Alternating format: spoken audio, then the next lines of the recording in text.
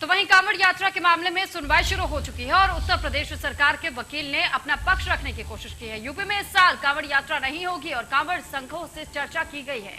तो उसके बाद कांवड़ यात्रा को रद्द करने का फैसला लिया गया है। यूपी सरकार का यह कहना है और मंदिरों में गंगा जल से अभिषेक का विकल्प दिया जाएगा। तो यूपी में ये एक्सक्लूसिव जानकारी आपको दे रहे हैं कि कांवड़ संघों से सबसे पहले चर्चा की गई है कांवड़ यात्रा को लेकर के और उसके बाद से कांवड़ यात्रा को पूरी तरीके से रद्द करने पर फैसला लिया गया। यूपी सरकार ने इस बात का खंडन किया है।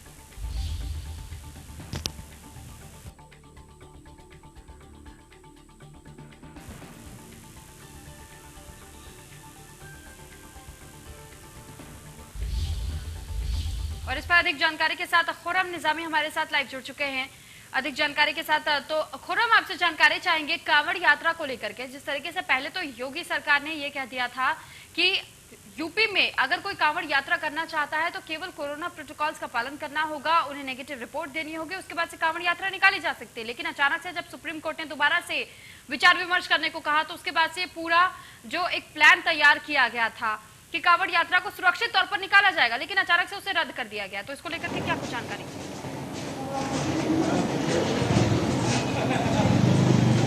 देखिए, सुप्रीम कोर्ट ने साफ तौर पर यूपी सरकार से कहा था कि आप अपने फैसले पर एक बार फिर से सोचिए, नहीं तो हमको सोचना पड़ेगा। मतलब साफ साफ कोर्ट का ये कहना था कि जब कोरोना का काल चल रहा है और थर्ड वेव आने वाली है, उस वक्त अगर आप कांवड़ यात्रा निकालते हैं तो कितनी दिक्कत हो सकती है, ये सबको मालूम है।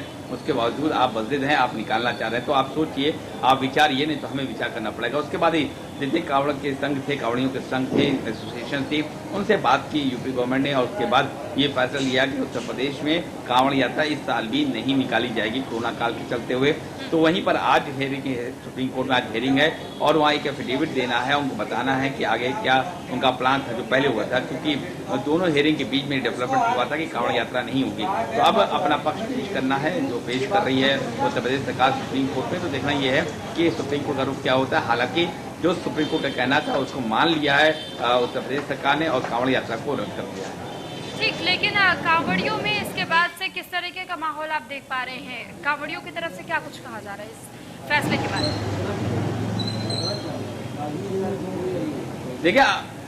देखिए, अगर आप इंडिविजुअली हर एक कांवड़ी से बात करेंगे तो फिर बड़ा मुश्किल हो जाएगा। लेकिन जो संघ हैं, जो एसोसिएशन हैं, जो पूरी मॉनिटर करते हैं और देखते हैं कि कांवड़ यात्रा सुरक्षित और आराम से कैसे निकल पाए, उनकी सहूलियतें क्या क्या दिया जाए, तो उन्होंने इस बात को मान लिया है कि कोरोना के चलते कांवड़ यात्रा नहीं निकाली जानी चाहिए और उन्होंने अपनी सहमति दे भी दी है राज्य सरकार को। उसके बाद ही फैसला लिया गया था कि कांवड़ यात्रा नहीं निकलेगी। अगर आप इंडिविजुअली हर एक कांवड़ से बात करेंगे तो सबका अपने अपना अलग विचार होगा, अपना एक अलग तर्क होगा, कई निराश होंगे, कुछ नाराज होंगे, तो उससे मतलब नहीं है। संघ ने जब फैसला ले लिया है, यानी जो उनको रिप्रेजेंट करते हैं, उन्होंने जब फैसला ले लिया है कि कांवड़ यात्रा नहीं निकलेगी, तो जाहिर सी बात है सरकार और संघ के बीच का ये फैसला है और हर कांवड़ियों को इस बात को मानना पड़ेगा क्योंकि ये राज्य सरकार का फैसला है। ठीक, लेकिन खुर्रम, ये भी देखा जा रहा था कि कई संघों की तरफ से ये भी मानना था, ये मांग की जा रही थी कि अगर सरकार ये कह रही है कि सुरक्षित तौर पर इस कांवड़ यात्रा को पूरा करवाया जा सकता है तो इसे करवाना चाहिए, इसे ठप नहीं करना चाहिए, रद्द नहीं होना चाहिए। लेकिन अचानक से फिर इस तरीके का फैसला लिया जा रहा है और अब संघ भी यही कह रहे हैं कि नहीं, वाकई में अगर कोरोना काल चल रहा है, इसको देखते हुए रद्द करना उचित कदम है। तो इस तरीके का अचानक से दो टुका बयान ये संघ की तरफ से भी सामने आया, इसको लेकर के क्या जानकारी?